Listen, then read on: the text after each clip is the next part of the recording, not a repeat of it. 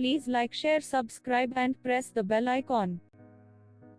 उसे फराब के साथ रहते 4 माह हो गए थे और इस अरसे में वो सितमगर से बहुत मुतासिर हो चुकी थी। वो यूनिवर्सिटी के अवाइल दिनों में उससे जितनी शदीद नफरत करती थी, अब उससे कहीं बढ़कर मोहब्बत करने लगी थी। फराब की शख्सियत की खूबियां इन गुजरे 4 माह में उस पर पूरी तरह आया हुई थी। वो सितमगर अपने कॉल का पक्का था, चाहे उसने कोई कसम उठाई हो या ये कहा हो कि उसकी मर्जी और रजामंदी के बगैर उसे छुएगा नहीं, तो दोनों ही सूरतों में वो अपने कहे गए अल्फाज की लाज रखता था। इतना अरसा एक ही कमरे और बेड पर सोने के बावजूद उसने उसे छुआ तक नहीं था। अरीबा को उसकी मर्दानगी पर शक नहीं था। वो जानती थी वो एक मुकम्मल मर्द है, सिर्फ अपनी कही गई बात की बिना पर उसके करीब नहीं आता, वरना वो उसकी बीवी थी और काफी खूबसूरत भी। वो जो चाहे उसके साथ कर सकता था, उसे कोई रोकने वाला नहीं था। बेडरूम से बाहर वो उसे बिल्कुल वाइफ की हैसियत देता था। उसके लिए तोहफे लाता, दोस्तों और मिलने जुलने वालों के यहाँ दावतों पर ले जाता। किसी दावत पर ना जाना होता तो उसे डिनर के लिए बाहर ले जाता और कभी कभार रेहाना बेगम के सामने प्यार भरी डांट भी पिला देता था। रेहाना बेगम को यकीन दिलाने के लिए कि वो खुशगवार अज़दवाजी जिंदगी गुजार रहे हैं, वो जानबूझकर उसके साथ उनके सामने कोई न कोई मस्ती जरूर कर जाता था और रेहाना बेगम खंकार कर उसे अपनी मौजूदगी का एहसास दिलाती तो वो झेंपने की एक्टिंग करते हुए उससे दूर हट जाता। यह सब बेडरूम से बाहर की बातें थीं। जैसे ही वो कमरे में आता तो पत्थर बन जाता था, यूं जाहिर करता जैसे कमरे में वो तन्हा रह रहा हो। उसे दिल से अपना शौहर तस्लीम कर लेने वाली लड़की को वो कोई अहमियत नहीं देता था। अरीबा को महसूस होता जैसे उस सितमगर की नजरों में उसकी कोई वक़्त नहीं है, चाहे वो उसके साथ रहे या ना रहे, उसे कोई फर्क नहीं पड़ता। एक तरफ तो वो फराब के रवैये से अफसुर्दगी और मायूसी का शिकार थी, तो दूसरी तरफ ये सोच कर खुशी से नहाल हो जाती कि वो एक ऐसे शख्स की बीवी है जो अपने कौल और वादे का पक्का है, जो दूसरे मर्दों से बहुत अलग और हटकर है, और सबसे बढ़कर ये कि वो अपने सितमगर की पहली मोहब्बत है। और ये हकीकत है कि इंसान अपनी पहली चाहत आखिरी सांस तक भी अपने दिल से भुला नहीं पाता। वो अक्सर झुंझुला जाती कि फराब उसकी आंखों की जुबान को क्यों नहीं समझता, उसके चेहरे पर लिखी मोहब्बत की तहरीर को क्यों नहीं पढ़ता। तो वो सर से लेकर पांव तक उसके रंग में रंग चुकी है, वो ये क्यों नहीं देखता। मगर फिर परवीन शाकर का ये शेर जवाब बनकर उसकी समातों में गूंजने लगता। मैं उसकी दस्तरस में हूँ मगर वो मुझे मेरी रजा से मांगता है। आज सुबह से उसके सर में बहुत दर्द हो रहा था। वो अपने बिस्तर से भी नहीं उठी थी। संडे होने की वजह से फराब भी घर पर ही था। रेहाना बेगम 2-3 बार उसके कमरे में आई थीं और उसे जबरदस्ती नाश्ते में एक स्लाइस खिलाने के साथ साथ आधा कप चाय का भी पिला गई थी। मेडिसिन लेने से उसने इनकार कर दिया कि टैबलेट्स को देखते ही उसे कैसी आने लगती थी। उसकी आधी नकाहत तो वैसे ही जाती रहती अगर वो सितमगर एक बार उसके पास आकर उसकी पेशानी पर हाथ रखते हुए सिर्फ इतना पूछ लेता कि कैसी हो तुम। मगर उसने ऐसे ही तो नहीं अपने रूठे सजन का नाम सितमगर रखा था। वो 11 बजे तक अपने रूम में पड़ी रही, मगर वो सितमगर बेमुरवती का मुजाहरा करते हुए चंद सेकंड्स के लिए भी उसके पास नहीं आया। अपनी इस बेवकूफ़ी पर उसकी आंखें नमी से भर गईं। तुम इतने भी संगदिल नहीं थे मेरे सितमगर, उसने बेड से उठते हुए सोचा था। वो मुश्किल से चलती हुई लान की खिड़की के पास आई तो यकबारगी ही आंसुओं के कई कतरे रुखसारों को तर कर गए। وہ ستمگر مشیب اور فہد کے ساتھ گاڑی میں بیٹھ کر بنگلے سے نکل رہا تھا۔ تو تمہاری زندگی سے میری اہمیت ختم ہو گئی، میں تمہارے نزدیک ایک ڈیکوریشن پیس کی مانند ہو گئی ہوں جو گھر کے کسی کونے میں پڑا رہتا ہے۔ اس نے کھڑکی کا سہارا لیتے ہوئے سوچا۔ اس ستمگر کے رویوں سے اسے پہلے بھی رنج تھا، مگر آج اس کے یوں چلے جانے سے دل میں درد کچھ زیادہ ہی تھا۔ پروین شاکر کا یہ شعر اس کے جذبوں کی کیا خوب عکاسی کرتا تھا۔ ویسے تو کج ادائی کا دکھ کب نہیں سہا، ویسے تو کج ادائی کا دکھ کب نہیں سہا، آج اس کی بے رخی نے مگر دل دکھا دیا۔ شام تک فراب نہیں آیا تھا۔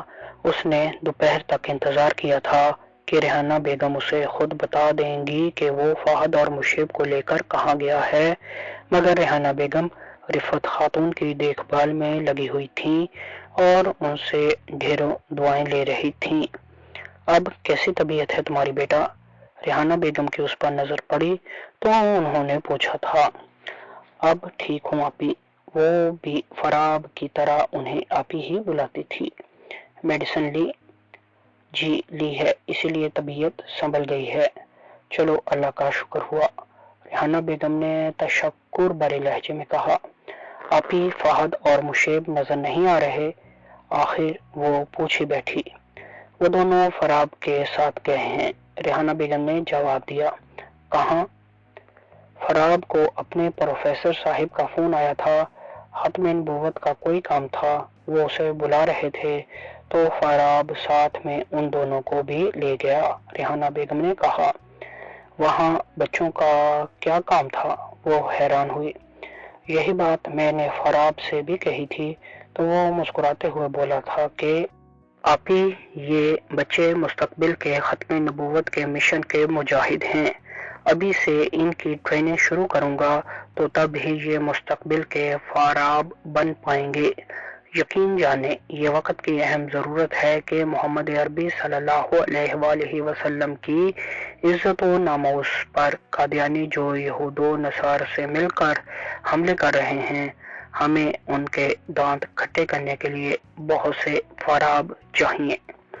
محمد عربی صلی اللہ علیہ وآلہ وسلم سے ہماری محبت کا تقاضا ہے کہ ہم اپنے پاک پیغمبر صلی اللہ علیہ وآلہ وسلم کی نبوت کی حفاظت کے لیے اٹھ کھڑے ہوں، آپس کے اختلافات بھلا کر فرقہ بازی کو ختم کریں اور پیغمبر اسلام صلی اللہ علیہ وآلہ وسلم کی نبوت پر ڈاکہ ڈالنے والوں کے سامنے صف آرا ہو جائیں، تبھی ہم روز محشر سرکار مدینہ صلی اللہ علیہ وآلہ وسلم کی شفاعت کے مستحق ہو سکتے ہیں۔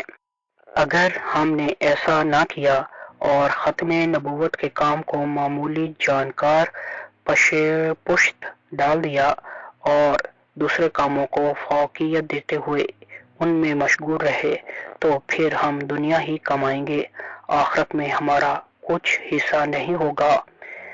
دین کا تمام نظام ختم نبوت کے محور پر گردش کرتا ہے۔ اگر ختم نبوت کے عقیدے میں بال برابر بھی فرق آ جائے تو ایمان کا خاتمہ ہو جاتا ہے۔ اللہ تبارک و تعالی نے قرآن مجید میں انبیاء کا جہاں ذکر کیا ہے وہاں ہر نبی کے بعد آنے والے دوسرے نبی کی پہلے اطلاع دی ہے۔ چنانچہ تمام انبیاء اکرام علیہ السلام اپنے بعد آنے والے دوسرے نبی کی بشارت دیتے رہے، حتیٰ کہ یہ سلسلہ نبوت خاتم الانبیاء حضرت محمد صلی اللہ علیہ وآلہ وسلم تک آ پہنچا تو اللہ تعالیٰ نے اعلان فرمایا کہ ترجمہ: محمد صلی اللہ علیہ وآلہ وسلم تم میں سے کسی مرد کے باپ نہیں ہیں، لیکن وہ اللہ کے رسول ہیں اور تمام نبیوں کو ختم کرنے والے ہیں۔ اگر حضور پر نور صلی اللہ علیہ وآلہ وسلم کے بعد کسی اور نبی نے آنا ہوتا اور یہ سلسلہ جاری رہنا ہوتا تو حضور صلی اللہ علیہ وآلہ وسلم یہ اعلان نہ فرماتے کہ آنا خاتم النبیین لا نبی بعدی، یعنی میں آخری نبی ہوں، میرے بعد کوئی نبی نہیں آئے گا۔ یہ تاجدار مدینہ رحمت دو عالم حضرت خاتم الانبیاء محمد مصطفیٰ صلی اللہ علیہ وآلہ وسلم کی شان اقدس پر انتہائی کمینہ اور گستاخانہ حملہ ہے کہ ایک انگریز کا پروردہ مرزا غلام احمد اٹھ کر یہ اعلان کرے کہ قرآن پاک کی آیت میں میرا نام محمد رکھا گیا اور اللہ کا رسول بھی، نعوذ باللہ۔ برطانیہ کا پٹھو تاجدار مدینہ خاتم الانبیاء حضرت محمد مصطفیٰ صلی اللہ علیہ وآلہ وسلم کی شان میں گستاخی کرتے ہوئے یہ دعویٰ کرے کہ میں محمد ہوں، اور ہم مسلمان پھر بھی خاموش رہیں اور مرزا کے ماننے والوں سے ملنساری اور بھائی چارے کا درس دیں تو لعنت ہے ہمیں خود کو مسلمان کہلانے پر۔ فراب کی دل کو ہلا دینے والی باتوں کے جواب میں نے تو یہ کہتے ہوئے مشیب کو اس کے ساتھ جانے دیا کہ بیٹا تمہاری باتیں درست ہیں، میں ختم نبوت کے عظیم مشن کے لیے اپنا اکلوتا بیٹا مشیب تمہارے سپرد کرتی ہوں۔ اللہ تعالیٰ سے دعا ہے کہ وہ دین اور محمد عربی صلی اللہ علیہ وآلہ وسلم کی نبوت اور عزت و ناموس کی حفاظت کے لیے میرا اٹھایا یہ اقدام قبول فرمائے۔ بیٹی، میں نے تو مشیب کو ختم نبوت کا مجاہد بنانے کے لیے فراب کی شاگردی میں دے دیا ہے تاکہ اپنے استاد جیسے گر اس میں بھی پیدا ہو جائیں۔ اب فات کا فیصلہ تم نے کرنا ہے کہ تم اسے کیا بنانا چاہتی ہو۔ ریحانہ بیگم نے آخر میں اس سے کہا تھا۔ وہ ان کے پاس سے تو سر ہلاتے ہوئے آ گئی تھی اور تب سے اب تک یہی سوچ رہی تھی کہ اسے آئندہ کیا کرنا چاہیے۔ شام بھی ڈھلنے لگی تھی، فراب ابھی تک نہیں آیا تھا۔ اس دوران وہ گزرے حالات کا باریک بینی سے جائزہ لے چکی تھی اور فراب کے موجودہ رویے میں اسے اپنی ہی غلطی نظر آئی تھی۔ اب اس نے اپنی خطا کا ازالہ کرنے کا سوچا تھا اور فہد کے مستقبل کے بارے میں اس نے فہد کے مشاغل دیکھ کر فیصلہ کرنا تھا۔ فراب کی رات 10 بجے واپسی ہوئی تھی۔ تب تک وہ یہ مصمم ارادہ کر چکی تھی کہ اب اس ستمگر کو وہ اس کی وائف بن کر دکھائے گی۔ بچے گاڑی میں ہی سو چکے تھے۔ فراب نے انہیں گود میں اٹھا کر باری باری ان کے کمرے میں لٹایا اور پھر ریحانہ بیگم اور رفت خاتون کے پاس تھوڑی دیر بیٹھنے کے بعد کمرے میں آ گیا۔ وہ بہت تھکا ہوا لگ رہا تھا۔ کافی دیر لگا دی آپ نے؟ وہ پیار بھرے لہجے میں پوچھنے لگی۔ فراب نے چونک کر اس کی طرف دیکھا جیسے حیران ہو کہ یہ کایا پلٹ کیسی۔ ہاں، شہر سے باہر گیا ہوا تھا۔ وہ جوتے اتارتے ہوئے بولا۔ کھانا لگاؤں؟ نہیں، ہم پروفیسر صاحب کے گھر سے کھا کر آ رہے ہیں، اس نے بیڈ پر دراز ہوتے ہوئے جواب دیا۔ چائے پئیں گے؟ پلا دو تو احسان ہوگا۔ میں بیوی ہوں آپ کی، ایسا رویہ اپنا کر مجھے شرمندہ تو نہ کریں، وہ خفگی بھرے لہجے میں کہتی ہوئی کمرے سے نکل گئی۔ یا رب، یہ میں کیا دیکھ رہا ہوں؟ سپنا بھی نہیں لگ رہا اور حقیقت بھی محسوس نہیں ہو رہی۔ وہ باقاعدہ اپنے بازو پر چٹکی بھرتے ہوئے بڑبڑایا۔ لگتا ہے محترمہ نے کوئی دماغ معاف کرنے والی چیز کھا لی ہے، جبھی ایسی بہکی بہکی باتیں منہ سے نکل رہی ہیں۔ وہ بالکل بھی اریبہ میں رونما ہونے والی یہ تبدیلی تسلیم کرنے کو تیار نہیں تھا۔ جلد ہی وہ چائے لے کر آ گئی۔ تم ٹھیک تو ہو نا؟ وہ چائے کا کپ پکڑتے ہوئے پوچھنے لگا۔ صبح کی اس کی طبیعت کی خرابی سے لا علم تھا وہ۔ سارا دن سر میں درد رہا، میں اب ٹھیک ہوں، وہ پھول کی طرح کھلتے ہوئے بولی۔ مطلب سر درد نے دماغ گھما دیا ہے بیچاری کا، اس نے تعصب سے سر ہلاتے ہوئے سوچا۔ کوئی میڈیسن لی؟ وہ اپنی سوچ کے متضاد پوچھنے لگا۔ ہاں لی تھی، وہ اس کے قریب ہی بیٹھتے ہوئے بولی، کیا تمہیں پختہ یقین ہے کہ وہ میڈیسن سر درد کی ہی تھی؟ وہ بے اختیار پوچھ بیٹھا، آپ کو کوئی شک ہے؟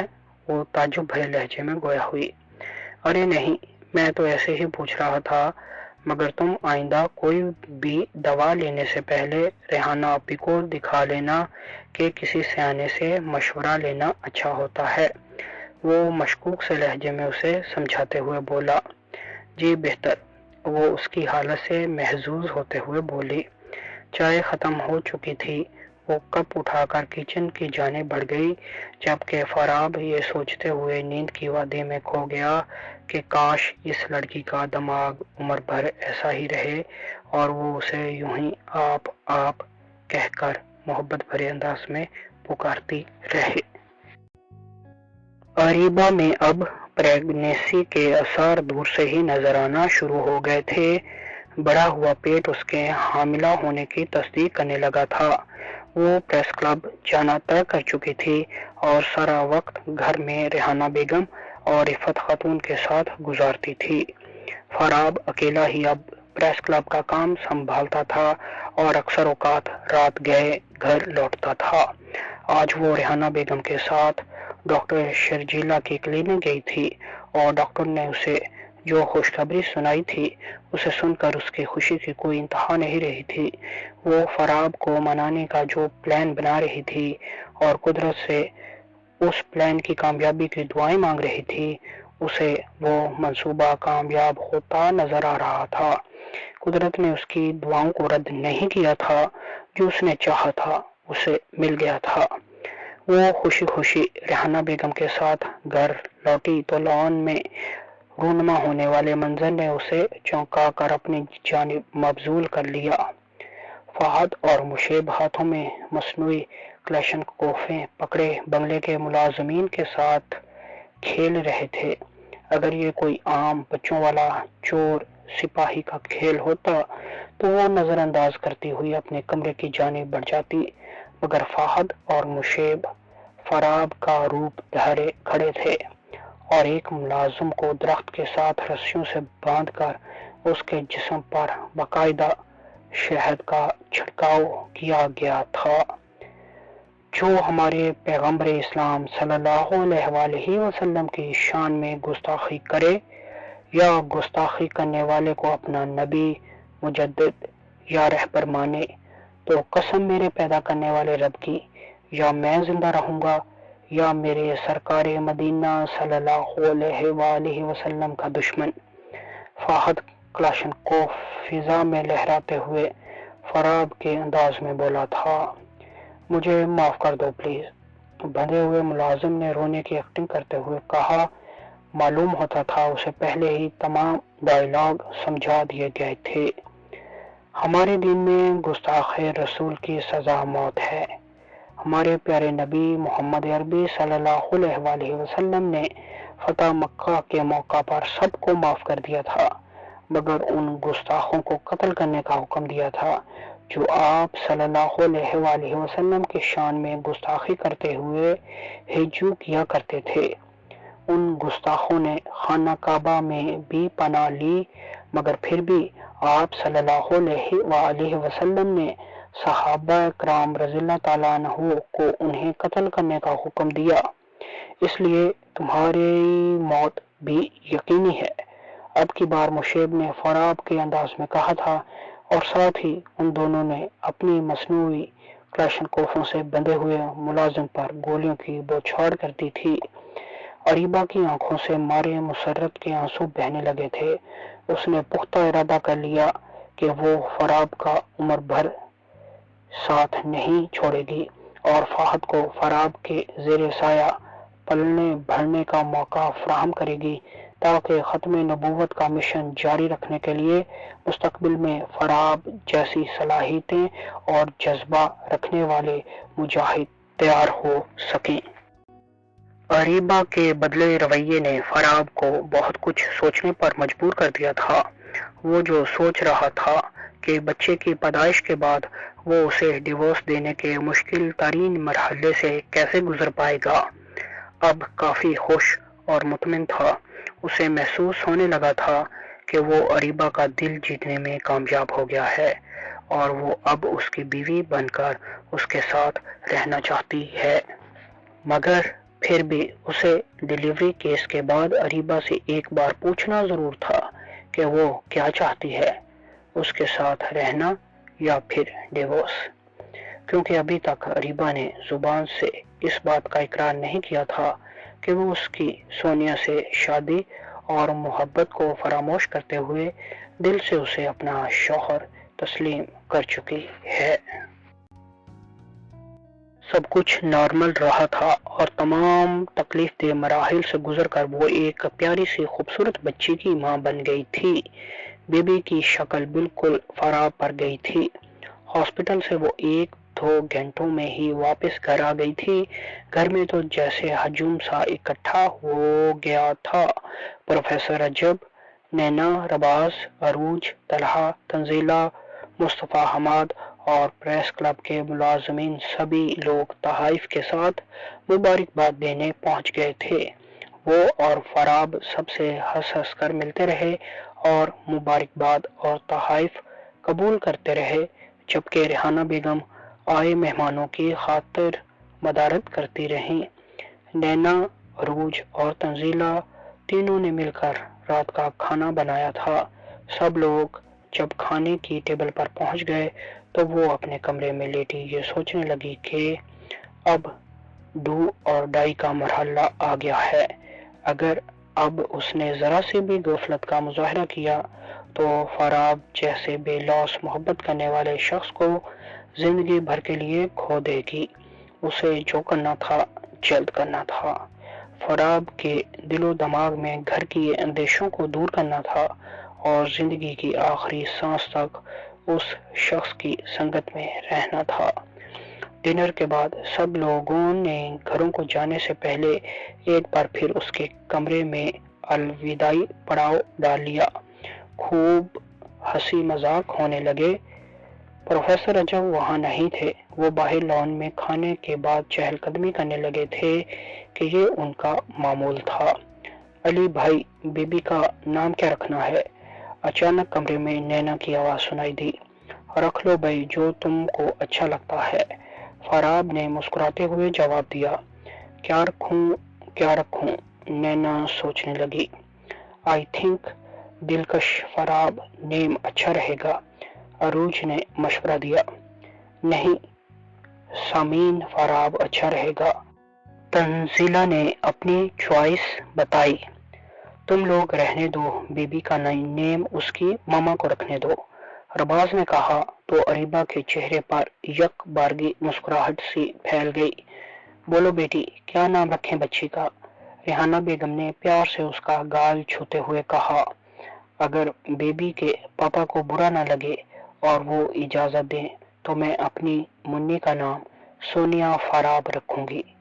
وہ فراب کی آنکھوں میں دیکھتے ہوئے بولی کہ اب وقت آ گیا تھا کہ وہ اس ستمگر پر یہ باور کر سکے کہ وہ سونیا فراب سے حسد نہیں بلکہ اس پر رشک کرتی ہے اور دل سے اس لڑکی کی عزت اور قدر کرتی ہے۔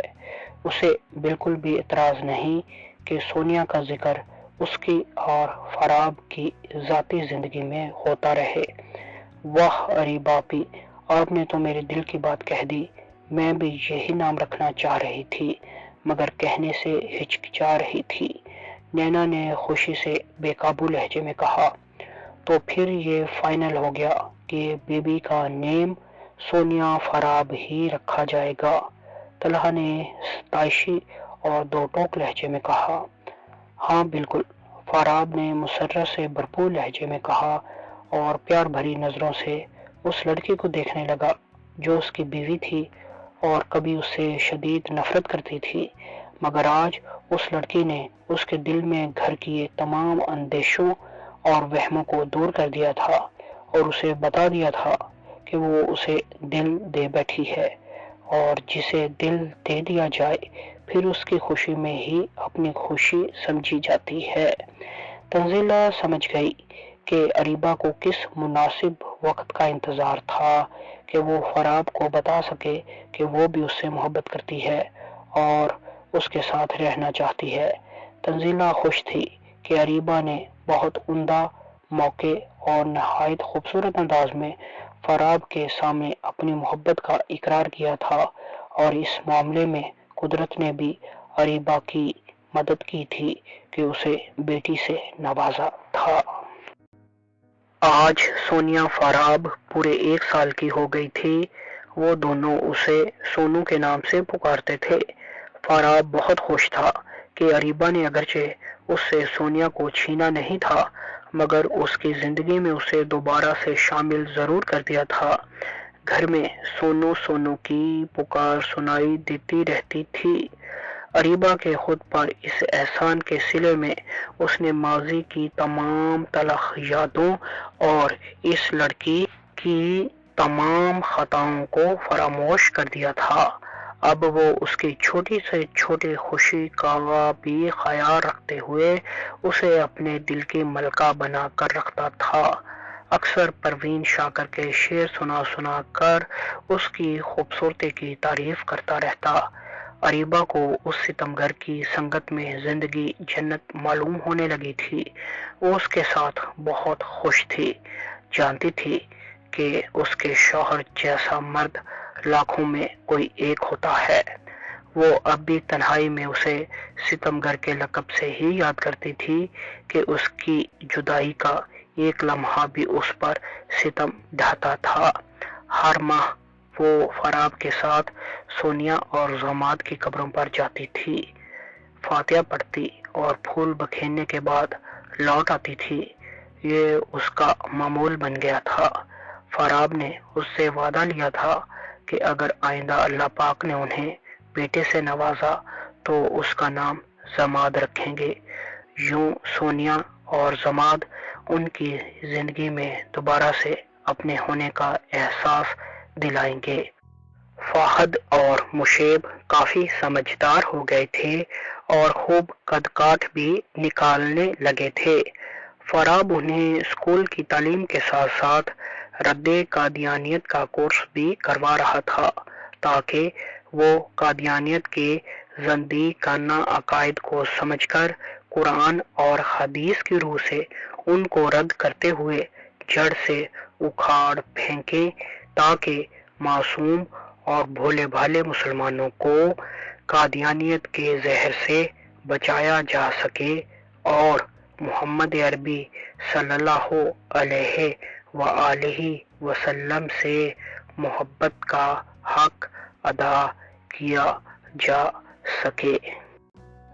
Please like, share, subscribe and press the bell icon.